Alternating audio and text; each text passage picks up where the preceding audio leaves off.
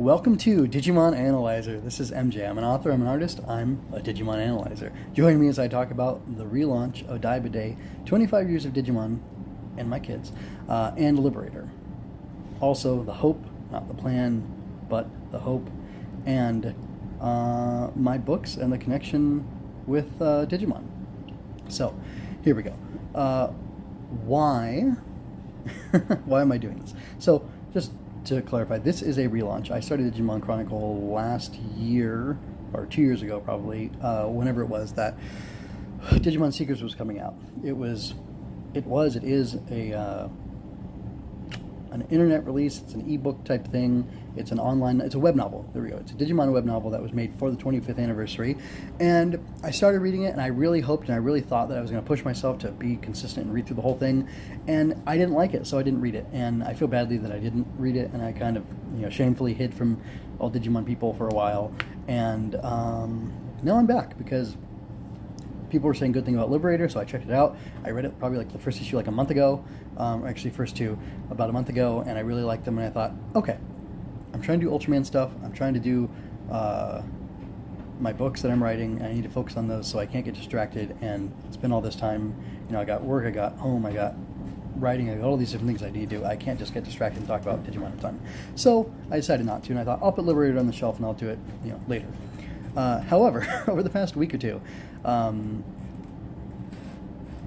the official channels for Digimon, I think on YouTube mostly, they're doing like posts.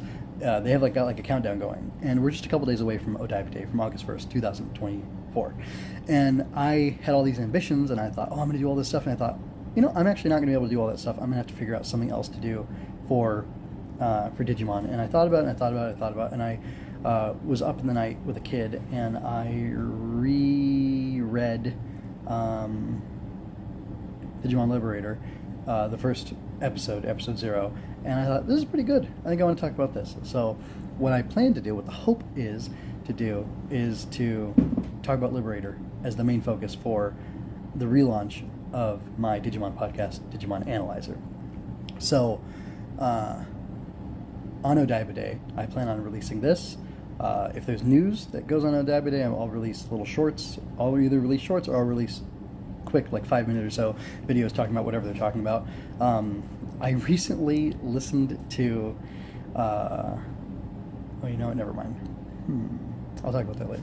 I recently listened to something that I'm not going to talk about right now. I'm just going to talk about Odaiba Day. So Odaiba Day is pretty cool. It's in show. It's referenced. It's when the kids are at camp on August 1st, and everything happens. They go into the digital world, at least from the original series. 2020. I'm a little vague on what date it is that things are happening there, because things happen. The Tokyo digital crisis happens, and then later they go to camp, like a few days later. Is that August 1st when they go? I don't know. I don't quite remember the continuity of it all. But anyway, I decided I'm going to take another run at it and keep talking about Digimon. I'll start it on Odaiba Day. So I'll release this episode then, this episode 0 of Digimon Analyzer. I'll talk about any news that comes out that day. I'll do my best to record a quick post about it and then get that out. And then also I'll release my first episode reviewing, I have a few things planned for that day.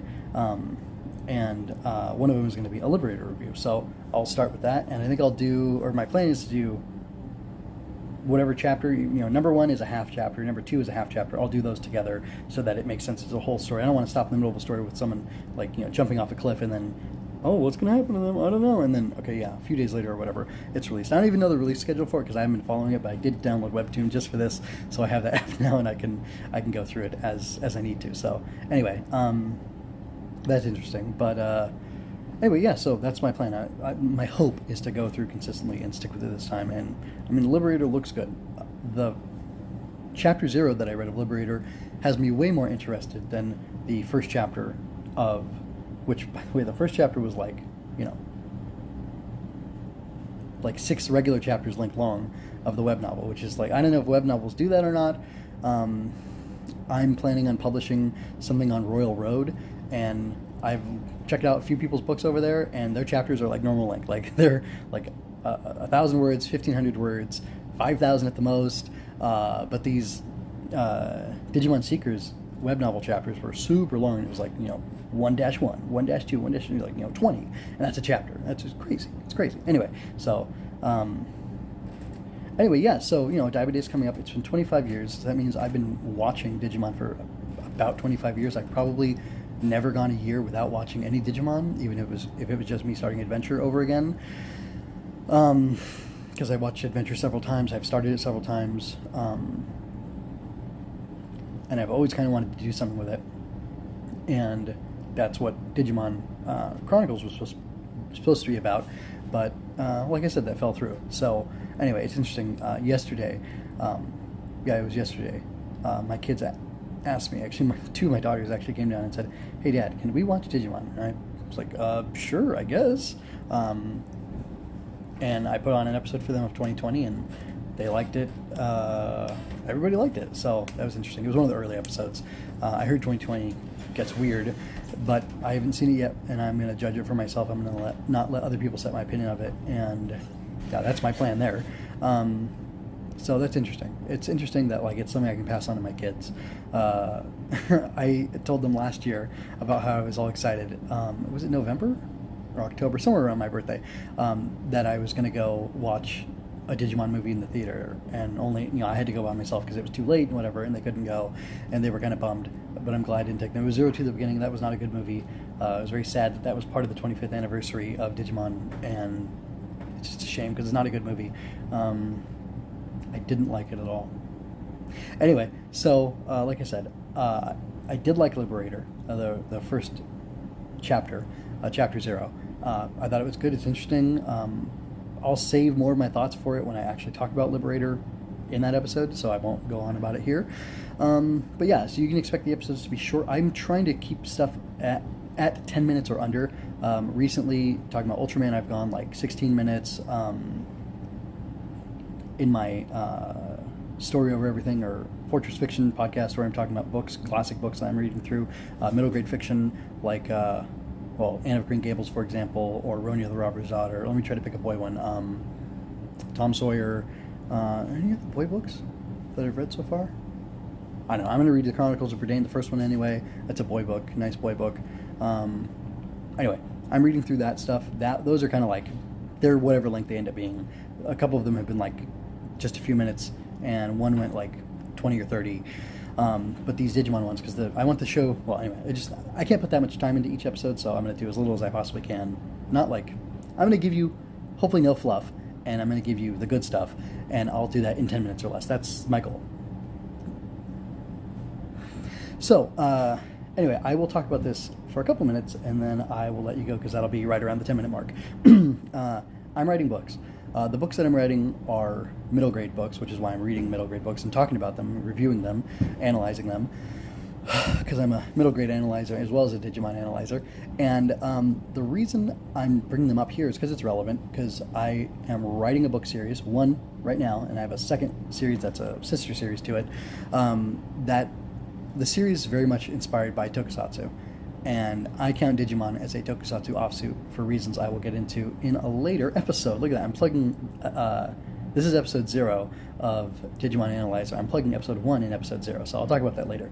But anyway, one book series just focuses on the Grobugs, who are my characters in these stories, in the Grobug books. It focuses on them being raised and growing up. They're magical bugs who battle monsters, and they're being raised in a fort where they are trained, and they change from little wiggly worms into bigger bugs, and then bigger bugs who have different powers, and they use those powers to battle these monsters. Does that sound familiar? But this is all happening in the Grobug world, which is our world. It's just our world, but it's hidden. They're hidden in nature. They're in underground tunnels, they're in trees, they're in abandoned buildings, they're in the walls, they're wherever they need to be. That's where the Grobugs are, and that's one side of the story. I'm going to write those books first. But in all the crazy planning and developing I've been doing with this over the last 2 years or so, I also came up with another side of other Grobug stories, but where there's a boy and a Grobug who are partnered with each other and who fight these evil creatures. So that sounds a lot more like Digimon. The Grobug lives with the boy in his house, and they have their adventures, and there's an arcade, and somebody gets the boy gets isekai into a video game with his sister, so there's another Digimon connection there. And anyway, it's relevant, and as I get these books out, I will be sharing them with you. As long as I'm covering Digimon and you're around, I'll be sharing them with you, and hopefully you're interested and you'll check them out. And I'm going to be posting about them, updates on my website that you can find a link to in the show notes. It's mjmunoz.com. And yeah, I think that's interesting. I very much want to capture the spirit of Digimon because it's so beautiful. Even I was watching, I started watching 2020 like 2 months ago probably, and I watched, I don't know, like the first 5 or 6 episodes, and I liked it a lot. I really like the theme song. I like the theme song and the end song, the English dubs of them. They're beautiful songs, and I looked them up, and like they're basically just translated from Japanese. And I called one of my kids and I said, read these lyrics. And I had them listen to the song, and they said, what right does this show about this dumb, anime, this dumb, Japanese cartoon that's meant to sell Digimon video games, Digimon merchandise, whatever, what right does this toy commercial have to have these beautiful songs with such beautiful and inspirational lyrics? And I don't know, I just think there's something magical to the marketing of a lot of Japanese media, but like specifically Digimon, like the stuff built into the shows themselves is like so beautiful and so good and so like noble, for the most part, except for Skimpy Angel Woman and Skimpy Lady Devon. Like that's trash. But like there's so much good stuff in the stories and in like the characters and their struggles and everything. They're just like so beautiful and inspiring, and like this is why I'm still talking about this 20 years later. I'm not talking about the Pokemon anime. I'm not talking about Metabots. I'm not talking about, I don't know, whatever, Carmen Sandiego. But I am talking about this because like there's something meaningful there. It's something beautiful and good, and I want to talk more about that. So until next time, take care, be well. I hope you enjoyed that. Subscribe to keep up with me. Like and share to help me reach more people like you. And go to mjmunoz.com to find your next favorite thing. And don't forget to let your voice be heard. Stories are always better when you're part of the conversation. Until next time, be well.